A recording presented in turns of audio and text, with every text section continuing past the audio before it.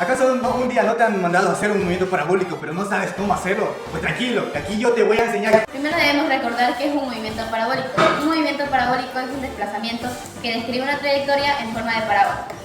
Nuestro objetivo general del movimiento parabólico es analizar el comportamiento de una pelota común, aplicando las fórmulas necesarias para obtener un resultado físico preciso.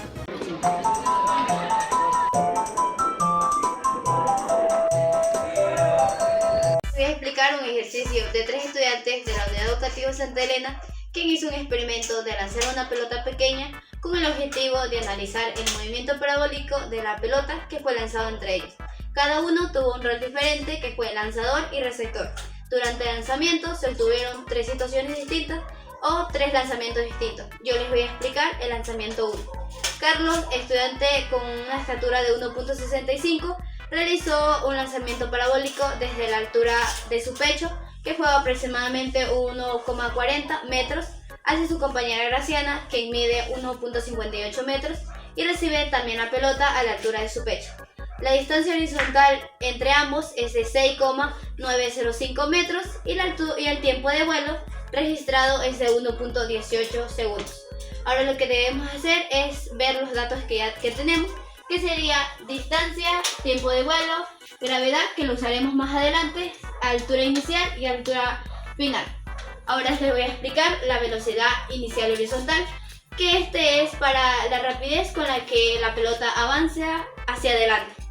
La fórmula que vamos a usar es velocidad inicial horizontal igual a distancia, que en este caso sería 6,95 metros, dividido para 1,18 segundos, que es el tiempo de vuelo, que esto nos daría de resultado 5,58 metros sobre segundo. Ahora les voy a explicar la velocidad vertical inicial, que nos dice con qué fuerza se lanza hacia arriba la pelota, con la fórmula que es altura igual a velocidad inicial vertical por tiempo menos gravedad por tiempo al cuadrado dividido por 2. Lo que debemos hacer ahora es despeje de fórmula, porque queremos encontrar la velocidad inicial. ¿Qué nos quedaría? Velocidad inicial igual a altura más gravedad total al cuadrado y dividido para 2 para tiempo. Aquí debemos tener en cuenta que tenemos dos alturas, inicial y final, que esto debemos de restar. Ahorita lo que nos toca es reemplazar datos, que el menos que nos da la altura es de 0,07 igual a 9,8 gravedad, que ya los dije, y que esto se daría entre paréntesis 1,18 segundos al cuadrado dividido para 2, que esta multiplicación nos daría 13,64 dividido para 2. Ahora lo que debemos hacer es dividir estas dos para que nos dé la cantidad 6,82. Después sumamos con las dos alturas que ya dije y que daría el resultado 6,89 dividido para 1,18, que esto nos daría el resultado 5,83 metros sobre segundo, que esta cantidad la vamos a usar más adelante. Ahora les voy a explicar la velocidad horizontal y vertical, que vamos a hallar en sí la velocidad total de lanzamiento, con la fórmula que es velocidad total igual a raíz con velocidad inicial al cuadrado más velocidad final igual al cuadrado, que esto debemos primero calcular al cuadrado y después sumarlo, que nos daría de resultado 68,21, y la raíz de esto sería 8,25 metros sobre segundo, que esto ya también lo usaremos más adelante. Ahora lo que nos falta es calcular el lanzamiento, que nos dice que indicado fue el lanzamiento receptor al suelo de la pelota, que la fórmula sería sin igual a velocidad inicial dividido por la velocidad total, que al dividirlo nos da el resultado 0,70, que primero tenemos que, como queremos calcular el tiempo, que sería igual a sin menos 1 entre paréntesis 0,70, que esto nos daría que el ángulo fue de 44,42. Esto también ya se calculó en forma de imagen con un gradador, que nos da un aproximado a lo que ya tenemos calculado con la fórmula. Ahora lo que nos faltaría fue calcular la altura máxima, que esto es podernos entender mejor cómo funcionan los lanzamientos. Esta fórmula que usaremos es altura igual a velocidad por sí al ángulo dividido para 2 al grado, multiplicado por al cuadrado. Que aquí nomás nos faltaría reemplazar datos. Como ya obtuvimos los resultados de acá, solamente nos tocaría reemplazar datos. Esto nos daría de resultado 1.69 la altura máxima, recordando que esto tenemos que sumarle a la altura máxima del lanzador, que fue de 1.65 metros. Que esto nos daría de resultado 3,34 metros, que esto sería la altura máxima que se obtuvo. Ahora mis compañeros les van a explicar el lanzamiento 2 y el lanzamiento 3.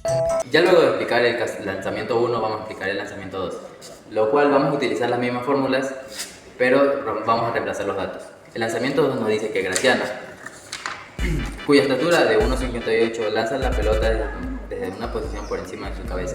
Aquí va a correr una variable que se va a tener que sumar su brazo, ya que va a estar por encima de su cabeza. Asimismo con el receptor, que va a tener que sumarle la distancia de su brazo. Luego del caso tenemos que la distancia entre estos dos es de 6,70 metros. La del tiempo total va a ser de 1,29.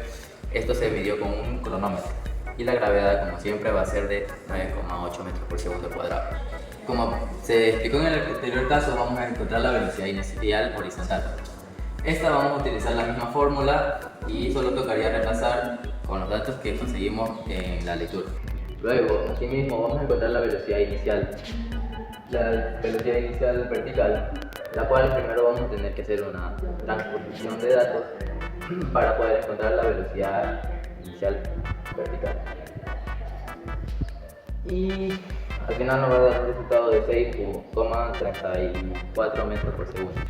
La velocidad inicial total, vamos a utilizar los datos que conseguimos anteriormente para poder utilizar esta fórmula y encontrar la velocidad inicial total, que da 8,19 metros sobre segundo. El ángulo de lanzamiento, esta ya lo medimos con un graduador, pero para rectificar vamos a utilizar esta fórmula para poder calcularlo con mayor precisión. El ángulo nos da un total de 50,35 grados. Como última variable, vamos a encontrar la altura máxima, la cual vamos a utilizar esta fórmula que nos dará 2,02 metros. Aquí tenemos que sumarle la altura de la persona receptora, que va a ser de 1,91, gracias a que se tuvo que sumar la altura de su brazo, dando un total de 3,93 metros. En este caso voy a explicar sobre el lanzamiento número 3, que va a ser desde mi persona hasta mi compañero Carlos. En el caso nos dice así: Jordan, con una altura de 1,61 metros, lanza la pelota desde por encima de su cabeza, aproximadamente 1,61 metros, más 30 centímetros que mide su brazo. En total nos daría un total de 1,91 metros. Hacia su compañero Carlos, que mide 1,65 metros, quien la recibe desde la altura de su pecho. La distancia horizontal que hay entre ambos es de 7,2 metros y el tiempo de vuelo que recorre la pelota en el aire es de 1,61 segundos. Una vez dicho esto, tenemos los siguientes datos, como son la distancia de 7,2 metros, el tiempo de vuelo de la pelota, 16 segundos, y que la gravedad de 9,8 metros sobre segundos al cuadrado. Vamos a analizar la velocidad inicial horizontal, la cual es una componente de la velocidad inicial, cuya vamos a utilizar esta fórmula. ¿Por qué? Porque recordemos que en movimiento horizontal la velocidad es constante, es decir, que no cambia. Lo único que nos tocaría ya con esta fórmula sería reemplazar los datos y sería nuestra velocidad inicial horizontal de 4,50 metros sobre segundo. Siguiendo con las componentes de la velocidad inicial, vamos a continuar con la velocidad inicial vertical. Aquí sí va a haber una variación porque la pelota va a subir más. Por lo que vamos a utilizar esta siguiente fórmula, porque cumple con cada uno de los requisitos que tenemos en los datos. Donde aquí solo nos tocaría reemplazar, dando un resultado de 7,47 metros sobre segundos. Una vez ya tenemos las dos componentes, continuamos con la velocidad inicial total. En este caso nos daría esta fórmula de acá, donde nos tocaría solamente reemplazar, dando un total de 8,71 metros sobre segundo. Ahora, como dije anteriormente, el ángulo no estaba muy seguro si realmente esto va bien, pero en todo caso lo medimos con un graduador para ver si realmente salió un ángulo aproximadamente. Siguiendo con el ejercicio, pues el ángulo, vamos a utilizar esta fórmula, donde se dice que seno es igual al ángulo de velocidad inicial en vertical sobre la velocidad inicial total. Entonces solo nos tocaría reemplazar y despejar. Nos quedaría el ángulo es igual al seno de menos 1 todo el ángulo, que en este caso nos sale 0.85, y el ángulo pues nos sale total de 58.21 grados. Siguiendo con el ejercicio, pues nos tocaría calcular la altura máxima.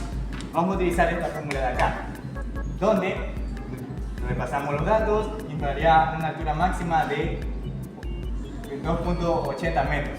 Pero aquí recordemos algo. Recordemos que la pelota no la lanzamos desde el suelo, sino desde una altura mínima aquí. Por lo que voy a sumar mi estatura, en este caso de que la lanzo. Que yo mido, contando los bracitos, pues, mido 1.91 metros en total. Sumando estos dos datos, nos sale un total de altura máxima de 4.71 metros. Como conclusión, nos deja que este experimento que realizamos, que la física no solo son fórmulas raras, sino cosas que también pasan todos los días. Cada vez que lanzamos una pelota, sin darnos cuenta que estamos viendo un movimiento parabólico. Con estos lanzamientos pudimos entender cómo se combina la velocidad, el ángulo, la altura y cómo esto influye en el recorrido. En resumen, aprendimos que la física está en lo que hacemos, incluso cuando jugamos o lanzamos algo entre amigos. En las recomendaciones tenemos que comparar este experimento con la vida cotidiana. ¿Por qué? Porque a nosotros se nos hace muy útil pensar que este movimiento puede infligir en cualquier situación de la vida real, como por ejemplo cuando nosotros lanzamos una pelota, una piedra, o incluso en deportes como fútbol, baloncesto. Todo esto con el fin de que física se haga más entretenido y fácil de aprender. Otra recomendación que yo les daría es comparar las respuestas que se obtuvieron de las fórmulas con los videos. ¿Por qué? Porque si uno se puede ir dando cuenta que si realmente se aproximan o no a lo que uno quiere, con tal de esto de corregir ciertas fallas. Cuando digo fallas, pues son fallas.